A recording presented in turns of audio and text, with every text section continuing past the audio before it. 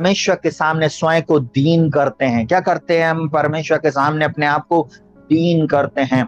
भजन संहिता 35 उसके 13 में इस प्रकार से लिखा हुआ, मैं आप लोगों के लिए पढ़ना चाहूंगा। प्रिय भाई बहनों, परमेश्वर का वचन मुझसे और आपसे क्या बोलता है? हालेलुया। यहाँ पर बोलता है, हालेलुया, परमेश्वर का वचन मुझसे और आपसे इस प्रकार से बोलता है, जब वे रोगी थे तब तो मैं टाट पहने रहा और उपवास करके दुख उठाता रहा, और मेरी प्रार्थना का फल मेरी गोद में लौट आया। Hallelujah, hallelujah. जब वे रोगी थे, देखिए यहाँ पर प्रार्थना करने वाले ने दूसरे के लिए प्रार्थना किया जब वे रोगी थे। आज हम दूसरे के लिए प्रार्थना करें। कलीसिया में अगर कोई बीमार है उसके लिए प्रार्थना करें, लौ लगाकर प्रार्थना करें। मैं एक बात बताना चाहूंगा,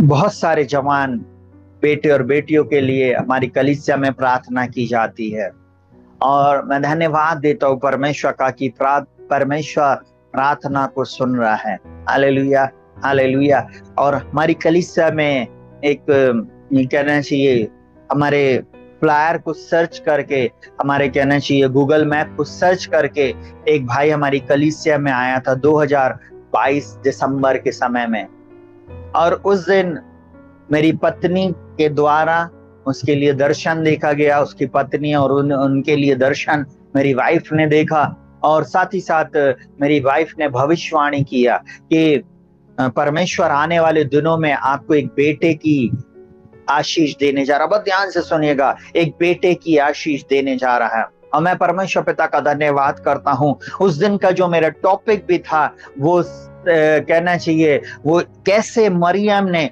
गर्भ को धारण किया, और वो टॉपिक भी रिलेटेड था उस भविष्यवाणी से। और ऐसा हुआ कि जब मैं प्रार्थना कर रहा था, जब मैं वचन को प्रचार कर रहा था, उसके बाद परमेश्वर ने इस बात को हमारे मुंह से निकलवाया। मेरी पत्नी ने बोला, निश्चय पास्टर, वो पास्टर है भाई, और लगभग 2.5-3 साल उनकी शादी को हो गया था, उनके पास संतान नहीं थे। हमने बोला, निश्चय आने वाले दिनों में आपके पास एक संतान होगी। अब मैं परमेश्वर पिता को सारी महिमा देता, सारा आदर देता। आपको मालूम है, परमेश्वर ने अभी कुछ दिन पहले, 2 हफ्ते पहले, परमेश्वर ने उस भाई के घर में एक बहुत सुंदर बेटे को दिया। हालेलुया।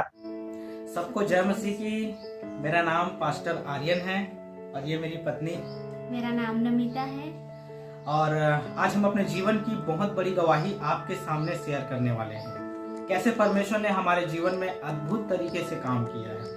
आज हम सब कुछ आपके सामने बताएंगे और हर एक बात परमेश्वर के महिमा के लिए होगी। तकरीबन 2 साल या 2.5 साल हमारे मैरिज को हो गए थे, लेकिन बच्चे होने की उम्मीद हमें कहीं दिखाई नहीं दे रहा था। हम लगातार प्रार्थना करते थे, विश्वास था कि परमेश्वर हमारे जीवन में काम करेगा।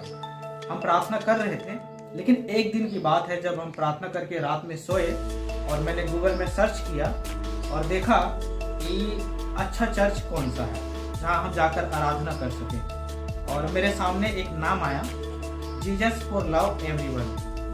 उस चर्च का जो परमेश्वर का दास है उसका नाम पास्टर रक्षित जोसेफ है, और उनकी प्रिय पत्नी का नाम सिस्टर ज्योति है। और ठीक सुबह हम उसी चर्च में गए।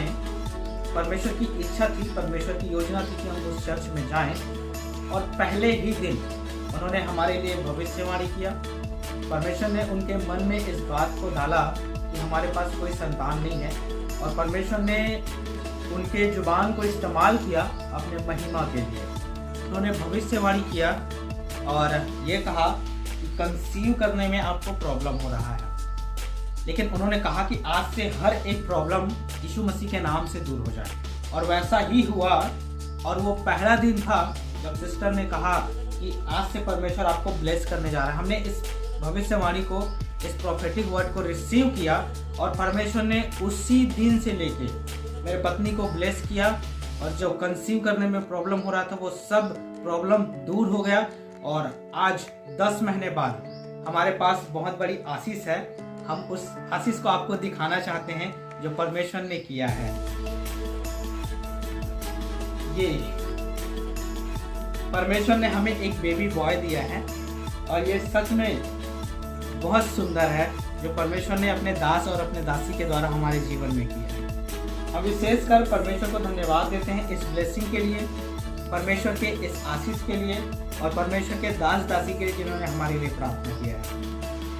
हम जीवन भर परमेश्वर की आराधना करते रहेंगे, स्तुति करते रहेंगे और हम हमेशा परमेश्वर को धन्यवाद देते रहेंगे जो उन्होंने हमारे जीवन में किया है अपने दास दासी के द्वारा।